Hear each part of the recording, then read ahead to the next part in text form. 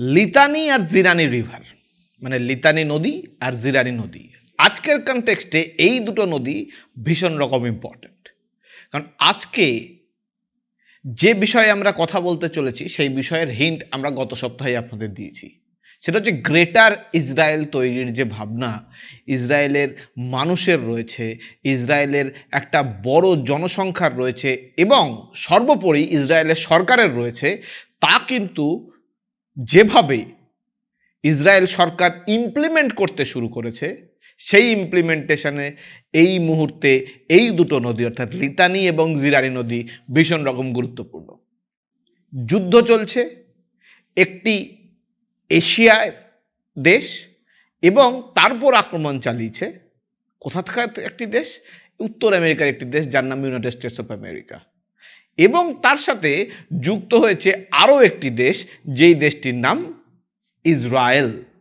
তো ইসরায়েলের একটা প্রজেক্ট রয়েছে, সে প্রজেক্ট সম্পর্কে গতদিন আপনাদের ওয়াকিবহাল করেছি। সেই প্রজেক্টের নাম হচ্ছে গ্রেটার ইসরায়েল, অর্থাৎ এই যে তাদের ধর্মগ্রন্থ বর্ণিত যে স্থান নীল নদ থেকে শুরু হবে এবং ইউফ্রেটিস নদী পর্যন্ত যে মাঝের বিস্তর অঞ্চল, এই বিস্তীর্ণ অঞ্চলে কারা থাকবে? এই বিস্তীর্ণ অঞ্চলে থাকবেন ইহুদিরা। ইহুদিদের এই একটা প্রজেক্টে এবার এই দুটো নদী কিন্তু ভীষণ রকম গুরুত্বপূর্ণ হয়ে দাঁড়িয়েছে, কারণ ইসরায়েলি সরকার এই অংশের যারা বাসিন্দা, যারা লেবাননের এই অংশের বাসিন্দা, তাদেরকে একটা নোটিশ ধরিয়ে দিয়েছে যে আপনারা এবার এই দুটো নদীর মাঝখানে যারা থাকেন, একটা বিস্তীর্ণ অঞ্চলে যারা থাকেন, তারা এবার এখান থেকে সরে যান, এখান থেকে সরে আরও দক্ষিণের দিকে চলে যান। কেন দক্ষিণের দিকে যাবেন? কারণ এই মুহূর্তে আমরা এইখানে নিজেদের দখলে আনতে চলেছি এবং এখানে আমরা আমাদের নিজেদের ইনস্টলেশন শুরু করব। ভাবা যায় একটি দেশ অন্য একটি দেশের সাধারণ মানুষকে বলছে যে আপনারা আপনাদের দেশের এই অংশটি সেরে অন্য অংশে চলে যান, কারণ আমরা আমাদের এখানে ইনস্টলেশন শুরু করব, আমরা এখানে আমাদের নিজেদের প্রজেক্ট শুরু করব এবং আপনারা এখানে থাকতে পারবেন না। একটা জিনিস খেয়াল করে দেখুন, এই গোটা যুদ্ধ পরিস্থিতিতে এটা প্লট যে ইরানে যুদ্ধ হচ্ছে, কিন্তু এর সাথে একটা সাবপ্লটও চলছে। এই প্লট এবং সাবপ্লটের ব্যাপারটা হচ্ছে, এই প্লটে রয়েছে ইরানকে সামহাউ গলা টিপে মারতে হবে, এবং সাবপ্লটে কি রয়েছে, এই গোটা আরব দুনিয়ায় যাবতীয় অঞ্চলের দখলদারি নেবে ইসরায়েল, কারণ তাদের সেই গ্রেটার ইসরায়েল প্রজেক্ট। আপনারা জানেন যে লেবাননে হিজবুল্লাহকে, মানে হিজবুল্লাহ যে গোষ্ঠী রয়েছে, যে গোষ্ঠী এতদিন পর্যন্ত ইসরায়েলের বিরুদ্ধে সরাসরি সশস্ত্র বিপ্লব করে এসছে, সেই হিজবুল্লাহ সেই সন্ত্রাসবাদী সংস্থাকে টার্গেট করার জন্য ক্রমাগত ইসরায়েল বম্বিং করে চলেছে এবং বম্বিং করে চলেছে। কিন্তু শুধুমাত্র হিজবুল্লাহরা যেখানে থাকে এমনটা নয়, তারা বম্বিং করে চলেছে বিস্তীর্ণ অঞ্চলে যেখানে লেবাননের সাধারণ মানুষ থাকেন। লেবানন এই মুহূর্তে কিন্তু এই যুদ্ধের সাবপ্লটে একেবারে বিধ্বস্ত হয়ে পড়েছে। এই দেশটির কাছে প্রায় কিছুই নেই। এই দেশটির একদিকে ইসরায়েল, এবং ইসরায়েল থাকার জন্য, ইসরায়েলের প্রতিবেশী হওয়ার জন্য এরা তার যে কম্পেনসেট করা, সেই কম্পেনসেট করে চলেছে ক্রমাগত। এই কম্পেনসেশনের কোনো শেষ নেই যতদিন না পর্যন্ত ইসরায়েল লেবাননকে দখল করতে পারছে। লেবাননকে দখল করে তারা ফাইনালি লেবাননের থেকে পরের অংশ সেখানে গিয়েও হাজির হবে এবং ক্রমাগত আস্তে আস্তে আস্তে আস্তে আস্তে আস্তে তারা বড় হতে শুরু করবে। আপনারা হয়তো জেনে অবাক হবেন, ইসরায়েল পৃথিবীর একমাত্র দেশ যাদের কোনো সরকারি মানচিত্র, মানে ম্যাপ নেই। ইসরায়েলের মানচিত্র নেই, কারণ ইসরায়েল বিশ্বাস করে যে তারা যে কোনো মুহূর্তে বড় হতে পারে, সুতরাং তাদের কোনো সরকারি মানচিত্র থাকা উচিত নয়। তারা আরও বড় হবে, আরও বড় হবে, এবং ওই যে তাদের যে জায়গায় বলে দেয়া আছে যে নীলনদ থেকে, মানে ইজিপ্ট থেকে বর্তমানে ইউফ্রেটিস নদী অর্থাৎ বর্তমান ইরাক পর্যন্ত বিস্তীর্ণ অঞ্চল তাদের আওতাধীন, সুতরাং তারা প্রায় প্রত্যেকটি জায়গা দখল করার এই ধর্মযুদ্ধে নেমেছে। এই ধর্মযুদ্ধ ইসরায়েলের একটা বড় অংশকে চার্জড আপ করে রাখে। এবং ইসরায়েলে যখন ডানপন্থী সরকার থাকে, ডানপন্থী সরকার মানে নেতানিয়াহুর মতো একজন ডানপন্থী শাসক থাকেন, তখন স্বাভাবিকভাবে এই ধর্মের যে আলোচনা, সেই ধর্মের আলোচনা এবং এই যে ধর্মান্ধতা, সেই ধর্মান্ধতা প্রবল রকম করে বেড়ে যায়।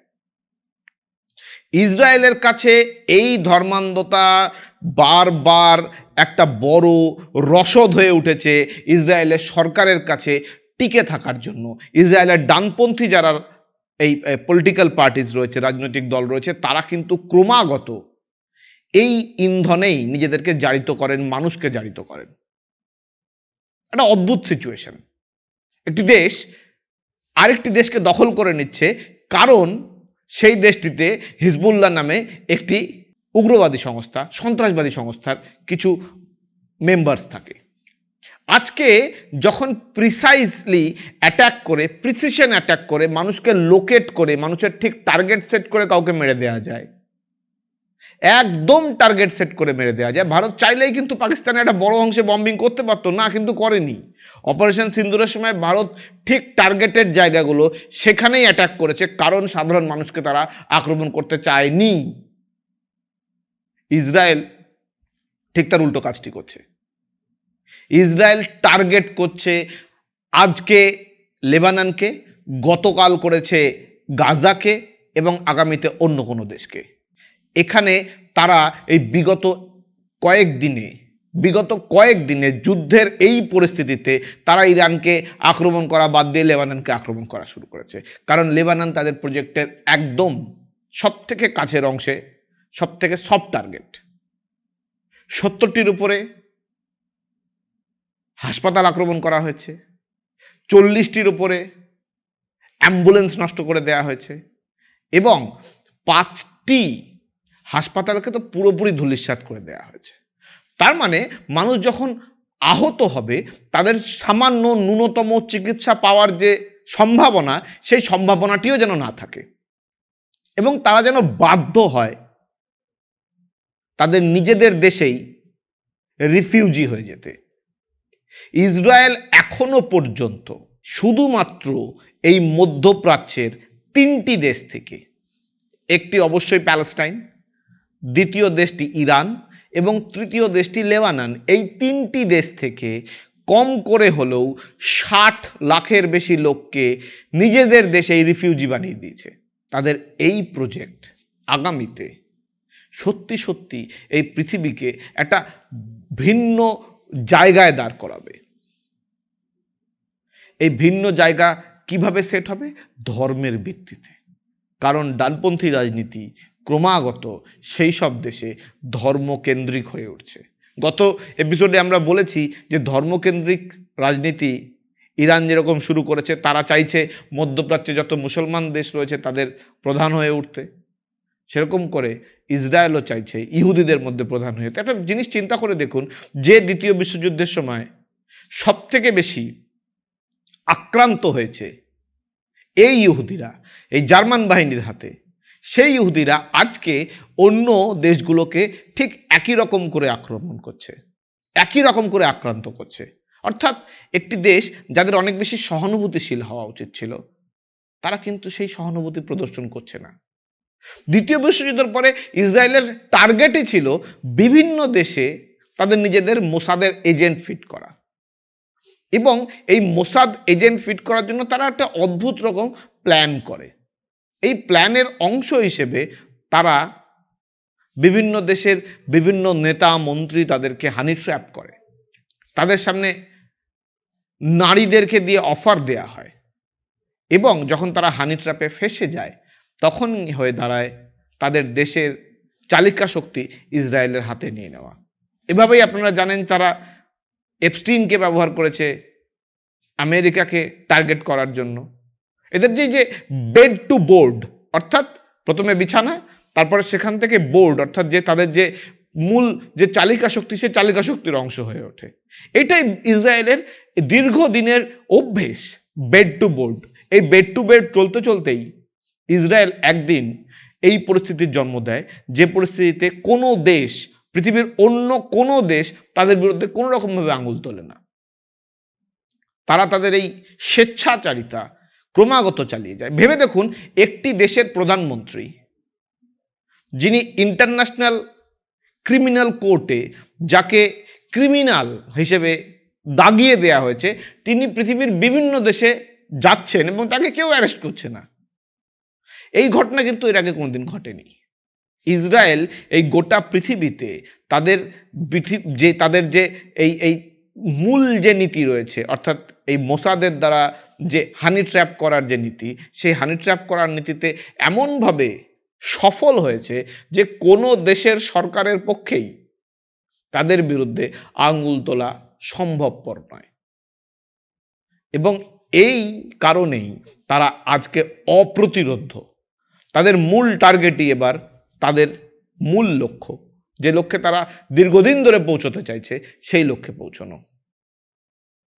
একটা দেশ 60 লাখের উপরে মানুষকে, এই মধ্যপ্রাচ্যের মানুষ, লেবাননের জনসংখ্যাই মাত্র মোটামুটিভাবে প্রায় 1/5 তারা এই অংশে অবস্থিত লেবাননের, তাদেরকে তারা সরাসরি বলেছে আপনারা এখান থেকে চলে যান।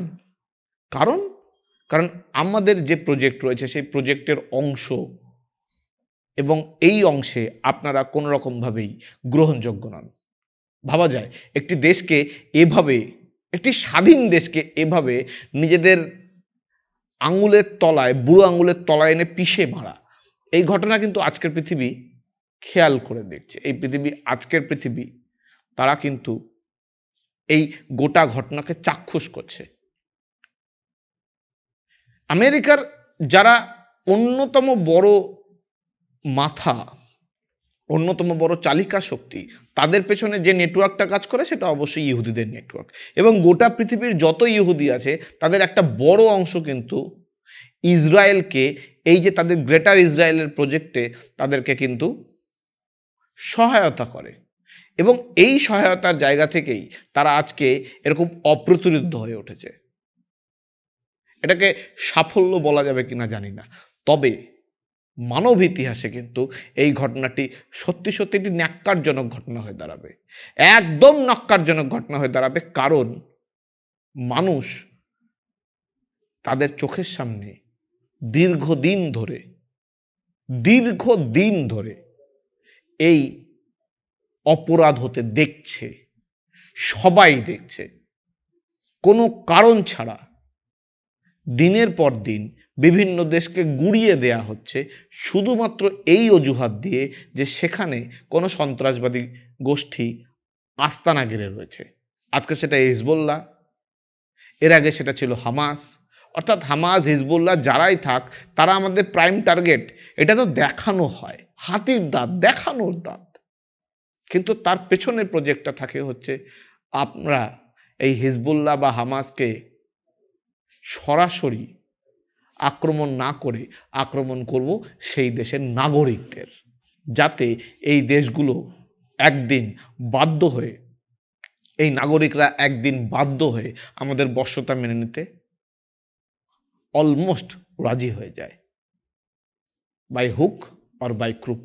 যারা বড় দেশ তাদেরকে ইসরায়েলের বশ্যতা স্বীকার করতে হচ্ছে ইসরায়েলের হানি ট্র্যাপে, যারা ছোট দেশ, যারা ইসরায়েলের প্রজেক্টের অংশ, তাদেরকে ইসরায়েলের বশ্যতা স্বীকার করতে হচ্ছে ইসরায়েলের বম্বিংয়ের মাধ্যমে। অদ্ভুত রকমভাবে ইসরায়েল এই বম্বিংয়ে এবার যে বমকে ব্যবহার করা শুরু করেছে, সেই বমটি আর কিচ্ছু নয়, white phosphorus. White phosphorus Geneva কনভেনশনের পরে ব্যান করে দেয়া হয়েছে। এটি এমন একটি বম, যে বম ফাটলে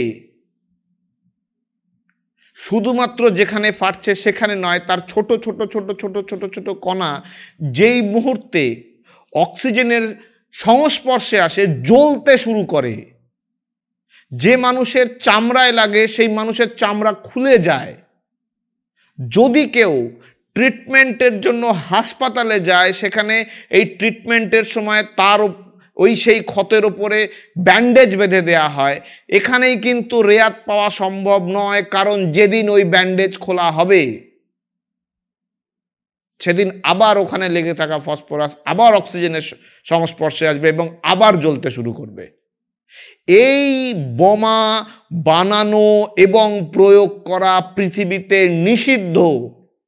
জেনেভা কনভেনশনে এটি নিষিদ্ধ একটি বোমা, কিন্তু ইসরায়েল ক্রমাগত এই বোমা ব্যবহার করে চলেছে এবং গোটা পৃথিবী এই মুহূর্তে দাঁড়িয়ে সেটা দেখছে, কারণ তাদের হাতে কিছুই করার নেই। একদিকে প্লটে চলছে ইরান যুদ্ধ, সাব প্লটে চলছে হিজবুল্লাহকে মারার জন্য লেবাননকে গুড়িয়ে দেয়া এবং হোয়াইট ফসফরাস বোমের ব্যবহার। ভাবা যায় একটি দেশ সেই দেশের অন্য একটি দেশের সেনাবাহিনী এসে ক্রমাগত লুটতরাজ চালাচ্ছে। ইসরায়েল ক্রমাগত এই পৃথিবীতে একটা বড়, ভীষণ বড় একটা ব্ল্যাক স্পটে, একটা অন্ধকার ইতিহাসে পরিণত হচ্ছে। আমি জানি না এই দেশটি কোথায় থামবে বা আদৌ এই দেশটিকে আগামীতে থামানো সম্ভব হবে কিনা, তবে এই দেশটি ক্রমাগত যদি এভাবেই তাদের হত্যালীলা চালিয়ে যায়, ক্রমাগত চালিয়ে যায়, তাহলে কিন্তু এই দেশটির মতো ঘৃণ্য দেশ এবং এই দেশের বর্তমান শাসক তার থেকে ঘৃণ্য অপরাধী আর বোধহয় থাকবে না। এমনকি লোকে হিটলারের থেকেও এই মানুষটিকে বেশি ঘৃণা করবে।